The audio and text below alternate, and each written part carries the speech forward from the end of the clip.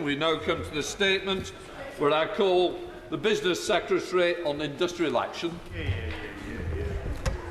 Mr. Speaker, with your permission, I'd like to make a statement on industrial action and minimum service levels.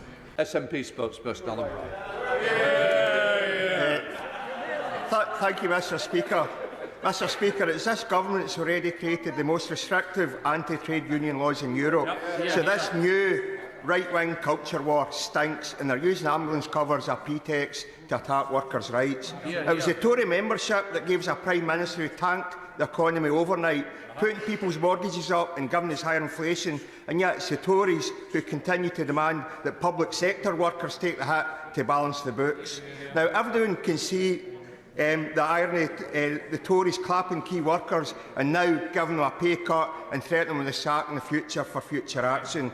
Does he really think ordinary people support Tory plans over the nurses? Does he realise the public can see Pat Cullen and Mick Lynch destroying their arguments in sound bites? Does he actually understand that train commuters who already suffer from appalling service are going to be raging when they find out how much money the train companies are making from strike days, paid for by the taxpayers? So how much money has been paid to the train companies that could have went to workers instead? Now, Mr. Speaker, it's not been easy for the Scottish Government, but they've negotiated better pay settlements for Police Scotland, for train crews and for NHS workers, and one for NHS it would seem that RCN would be willing to discuss with the UK Government. Actions commended by the unions but not even acknowledged by Labour. But I would say there are no ambulance strikes in Scotland. And, Mr. Speaker, this is done within a fixed budget. Negotiations with one hand tied behind our back. And now, despite working with the unions, Scotland still have the same anti-worker or anti-union legislation imposed on it against the wishes of the Scottish Government. An imposition made easier by the Labour Party agreeing with the Tories that workers' rights should remain at Westminster and not be devolved to Scotland. Mr. Speaker, finally, we do not want to be part of plans designed to sabotage workers' rights. Once again, it is shown quite clearly if Scotland's become a fairer, more equal country that respects workers' rights, the only way to do it is to become a normal, independent country. Mr. Speaker, every single concern that the Secretary of State and all those in the government benches have raised so far is already covered by existing legislation because trade unions are legally obliged to provide life and limb cover. That's the existing law. So can the Secretary of State tell us what is the difference between his proposed legislation and the new legislation, because that will then be the test on whether this is an attack on workers or not. Jeremy Corbyn. Thank you, Mr Deputy Speaker.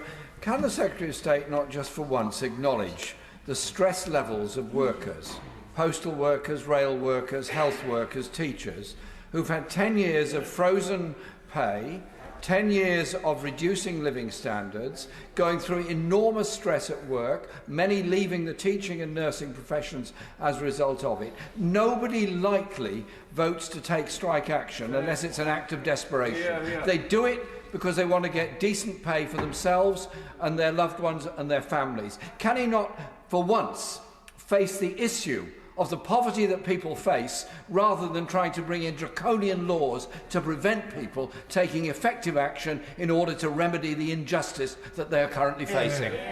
Joanna Cherry. Mr Deputy Speaker, I noticed a moment ago that the Secretary of State said that striking workers were in danger of pushing up interest rates. Can I just remind him that many of these people are on strike because they can't afford their mortgages or their rent as a result of the hike in interest rates caused by his colleagues' economic incompetence? And I imagine that many of these essential workers are in receipt of the sort of wage that the Secretary of State wouldn't get out of bed for in the morning.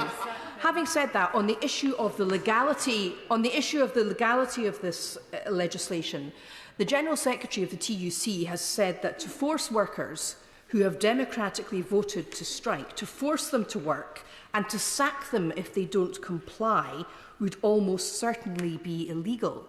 Now, isn't that right? And can the Minister really say that in every respect the detail of his bill will comply with the United Kingdom Government's obligations, both under ECHR and under international labour law? On the detail, Minister, what's the position? She asked specifically about the ECHR. I can confirm that this is ECHR compliant. my honourable friend has left her place now, talked about employment law and how this fits with the ILO and with the ECHR. I have been able to sign that. David Linden. Thank you very much indeed, Mr Deputy Speaker. When the Tory party spoke about taking back control, none of us thought it would be suppressing votes with voter ID legislation, a policing and crime bill that curbs the right to protest, a House of Lords with unelected clerics, and a government that's withdrawing the basic fundamental human right to strike. How much longer is this government going to continue that this silly little island is now a functioning democracy? Minister. Mr Deputy Speaker. Mr Deputy Speaker, you think from the way the Secretary of State is speaking, and he is resorting to being the knight on a white charger coming to rescue the system. But let's be clear, it was this government that froze pay in the public sector and then increases below inflation. It's this government that reduced recruitment in the National Health Service, particularly among nurses, and we have a 40,000 gap just in them alone. What we're actually hearing, aren't we, is chickens coming home to roost, and he ought to take responsibility as a minister in this government. Minister. Gavin Newlands. Last week, the member for Glasgow East and I proudly supported picketing workers at Glasgow Central. And not only did we not have to ask for permission, nobody was photoshopped out of the photograph either. Avanti West Coast and TransPennine can barely deliver a minimum service as it is. The Smith Commission could have devolved employment rights to ensure the right to strike was sacrosanct and fire and rehire banned, but Labour blocked it. Mick Lynch said Scottish ministers want to resolve issues, whereas politicians down here want to exacerbate them. Therefore, isn't it the case that Scottish workers will only be fully protected with independence? Peter Grant. Thank you, Mr Deputy Speaker. In 5 years, when I had the privilege of leading the third largest council in Scotland with a workforce of 20,000, we had our share of industrial disputes.